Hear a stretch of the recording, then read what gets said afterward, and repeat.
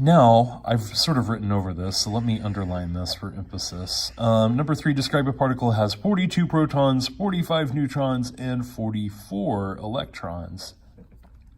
Always start with the protons. That is your sort of anchor. So, again, I'm going to write this out in standard form. So, we have element X, and it has 42 protons. That's the atomic number, so that would go here. Well, what element has 42 protons? Well, if you look at your periodic table, you'll see that it's molybdenum. Molybdenum has an abbreviation MO. So we could go ahead and put MO42. Molybdenum, just for reference, is a rare metal. Actually, there's a huge mine of it in Colorado, and the Nazis really needed it during World War II. So they actually, there's an interesting story. They actually sent spies into the U.S. to steal molybdenum, and they did. They stole it from right under our noses. They needed it for their U-boats, the submarines. Anyways, protons and neutrons together would be the mass number, so we would get a number of 87, so we put 87 up here. And then what about the charge? Well, there are 44 electrons and 42 protons. 44, 42, okay. So we have an imbalance. What kind of imbalance do we have? Well, protons are positive, electrons are negative. So we have extra electrons. How many more? Well, there's a difference of 2. So we have a net charge of 2 minus. So we'd put a 2 minus here. So describing this particle, what can we say about it? We could say it's molybdenum. We could say that it's an isotope.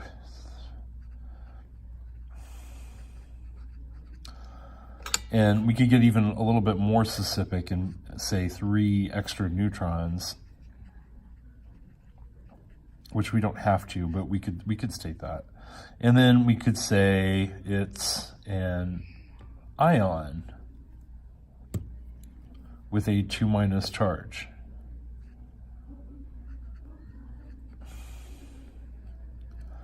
This would not happen in reality because, why? Well, because metals don't do what? Metals don't take on a negative charge, ever. So they tend to take on a positive charge. So let's flip on over to the next page. Use the above groups to answer the following questions. It occurs to me that maybe not everything was in the screen on that last one, so I'll attempt to do a better job of staying within the lines this time. Halogens, noble gases, alkali metals, alkali earth metals. These are all on the periodic table, okay? And if I draw a little mini periodic table here, it would look something like this, with this little part here, and then this, and then this. Okay. And we're talking about the groups on the right and the left. That's essentially what we're talking about here. First, you have the alkali metals. That would be 1. Then you have the alkaline earth metals. That would be 2. And then you have the halogens. That would be 7. Well, I'll put the actual group number, which is 17. And then you have, okay, that's the halogens. And then you have the noble gases, which are 18. Okay, 18. So, let's do them in different colors, just for fun. So, we're going to use one of these to answer each one. Here. So, for example, number 4, which group has the highest electronegativity. Oh man, you can't even see it says alkali metals now. Let me just write it again. And then we have a few answers here. Or we have a few possible answers here, I should say. So, well, what is the trend for electronegativity? Well, as you go from left to right, atomic charge increases. You get more atomic charge because you're adding protons. So it's more electron hungry because there's more protons, so more electronegativity. But if you go down a group, what happens? You start adding energy shells, or electron shells, I should say. Okay, what happens? What's in these electron shells? Well, electrons, of course. So if I have all these electrons out here, what's going to happen? Well, they're going to repel. They're going to block the charge on the inside, the nuclear charge. So they repel outwards, thereby decreasing electronegativity. So this atom, in effect, would become less electronegative because of all of the shielding effect. This is called shielding effect, when you have lots of protons, but they're encased, they're shrouded in a veil of electron shells. And therefore, those electron shells have a repelling effect that cancels out the attractive effect of the nucleus. So the most electronegative group, remember 18 is the noble gases, and they have a stable electron arrangement, so they are not electronegative at all. So it would have to be 17. 17 has the highest. The halogens.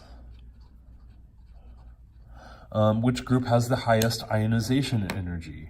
Again, it's the halogens, group 17, because halogen, as we talked about on the previous page, ionization energy and electronegativity follow the same pattern.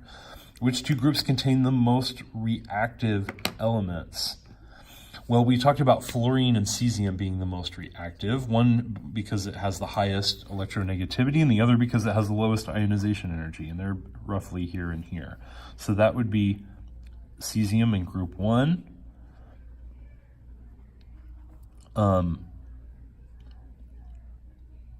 The alkali metals, and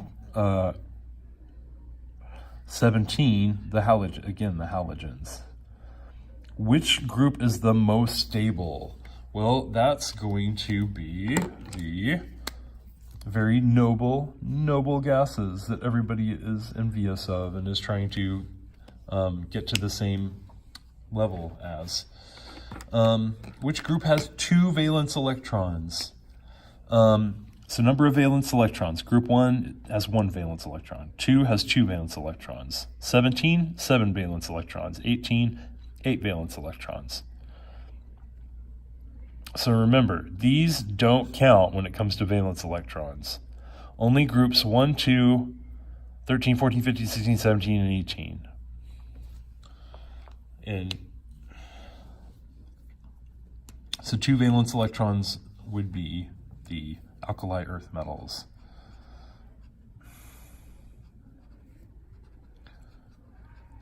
Here, I just realized I didn't put a gases there.